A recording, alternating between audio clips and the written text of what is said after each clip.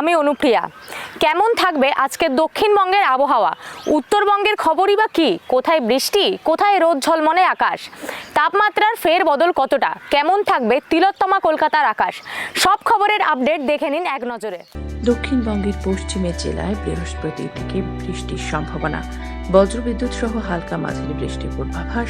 দক্ষিণবঙ্গের একাধিক জেলায় বৃষ্টি হতে পারে বৃহস্পতি ও শুক্রবার। আপাতত পরিষ্কার আকাশ। উত্তরবঙ্গের দার্জিলিংয়ে খুব হালকা বৃষ্টির পূর্বাভাস। বুধবার আবহাওয়ার পরিবর্তন দক্ষিণবঙ্গের নিচের দিকে জেলাগুলিতে। মালদহ ও দিনাজপুরে বৃষ্টির পূর্বাভাস। দিনের তাপমাত্রা বা সর্বোচ্চ তাপমাত্রা ক্রমশ বাড়বে। আগামী সপ্তাহে পারদ বেশ খানিকটা চড়তে পারে। আবহাওয়া দপ্তরের পূর্বাভাস, বাতাসে জলীয় বাষ্পের পরিমাণ ক্রমশ কমছে।